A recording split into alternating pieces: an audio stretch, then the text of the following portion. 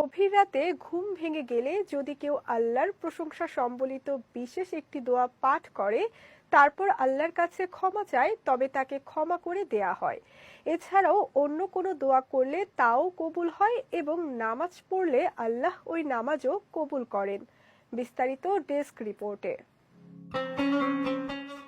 মাঝে মধ্যে গভীর রাতে আমাদের ঘুম ভেঙে যায়। আমরা হয়তো তখন সময় দেখি, পানি খাই, প্রাকৃতিক প্রয়োজন পূরণ করে আবার ঘুমিয়ে পড়ি। কিন্তু এই সময়টি আল্লাহর কাছে দোয়া করে কিছু চেয়ে নেয়ার একটি সুবর্ণ সময়। হাদিসে এসেছে, রাতে ঘুম ভেঙে গেলে যদি কেউ আল্লাহর প্রশংসা সম্বলিত বিশেষ একটি দোয়া পাঠ করে আল্লাহর কাছে ক্ষমা চায় কিংবা অন্য কোনো দোয়া করে, তবে আল্লাহ সেই দোয়া কবুল করেন।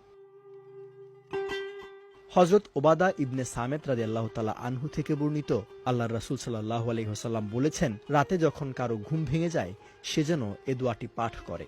দোয়াটি হলো, লা ইলাহা ইল্লাল্লাহু ওয়াহদাহু লা শারীকা লাহু, লাহুল মুলকু ওয়া লাহুল হামদু ওয়া হুয়া আলা কুল্লি শাইইন কাদির। আলহামদুলিল্লাহি ওয়া সুবহানাল্লাহি ওয়া লা ইলাহা ইল্লাল্লাহু আল্লাহু আকবার ওয়া লা হাওলা ওয়া লা কুওয়াতা ইল্লা বিল্লাহ। অর্থাৎ আল্লাহ ছাড়া আর কোনো ইলাহ নেই, তিনি একক, তার কোনো শরীক নেই। রাজত্ব তারই, আর সমস্ত প্রশংসা তারই। তিনি সবকিছুর উপর শক্তিমান। মহান আল্লাহ অতি পবিত্র, গুনাহ থেকে বাঁচার এবং নেক কাজ করার শক্তি নেই আল্লাহর ইচ্ছে ছাড়া।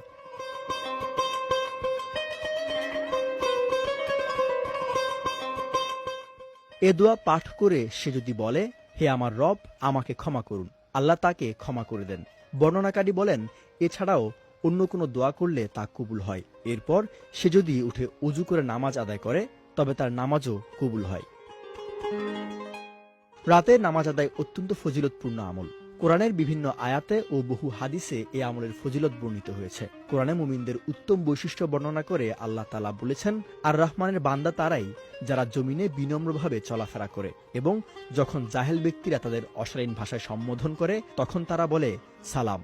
আর তারা রাত অতিবাহিত করে তাদের রবের উদ্দেশ্যে সিজদাবনত হয়ে এবং দাঁড়িয়ে থেকে। বিজয় টিভি নিউজ ডেস্ক।